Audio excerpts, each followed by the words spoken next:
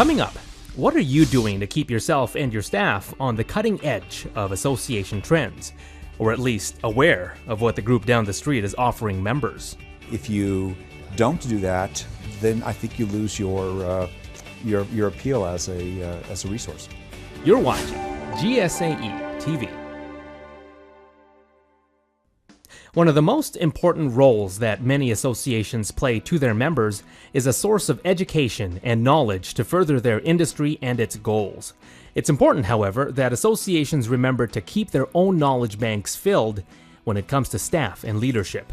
You've got to come to meetings, you've got to get education, you need to not be afraid if you hear of a trend that's starting to analyze whether it's good for your business that you manage and your members and your customers.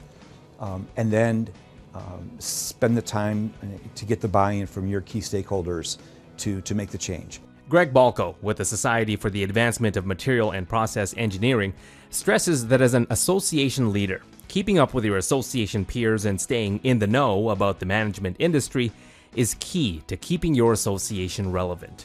The reasons we're going through those changes that we're making is the fact that we don't want to be roadkill. I mean, we want to be part of the mainstream. We want to be a viable entity as an educative source and resource for the community. So if you don't do that, then I think you lose your appeal as a resource. Balco, who spoke with GSAE TV while attending the ASAE annual meeting last year in Atlanta, says that association leaders need to be confident in leading their staff and members through those changes and share the knowledge they gain by participating in educational opportunities through groups like GSAE or ASAE. I can find out what other trends are happening, what market segments that may not match mine, but what they're doing. Comparing notes with associations of similar size and scope is a key part of staff development for Brian Summers of the Construction Financial Management Association. We have another organization across the street from us, which is fantastic. Similar structure and size, and we brought them over for a half day and kind of paired up the membership part of things, the financial part, the marketing, and we had a group meeting and then they went off on their own and kind of talked about best practices. And that's beneficial. Now there's a relationship there, they can call each other up and get some feedback and some good direction.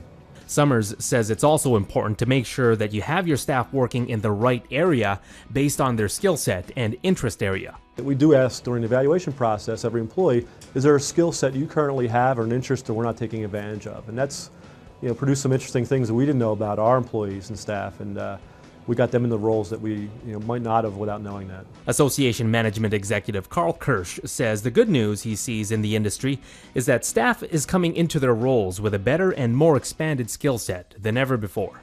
The quality of the candidates applying for our association positions has really improved. They come in with better technology skills, not just in social media, but the ability to use primary office tools and communication tools to produce the work product that associations do. And they also come in with a better understanding of actually what is the association profession and what they sort of risk and rewards. What are they giving up to work with an association versus, say, a private sector job, but also the rewards, the tremendous rewards of the association profession. Want to make sure you're growing as an association leader? Consider applying for the next class of GSAE's Leadership Academy. The GSAE Leadership Academy covers content that GSAE members identify as most critical and relevant for association professionals today. Through 8 sessions, participants go through components designed to facilitate experiential learning, including participant-led networking, community building exercises, participant-led resources sharing, CEO interviewing, and site visits to a variety of associations. Topical content is presented by GSAE facilitators and professional ethics education. For more information, click on GSAE Leadership Academy under the Learn tab on gsae.org.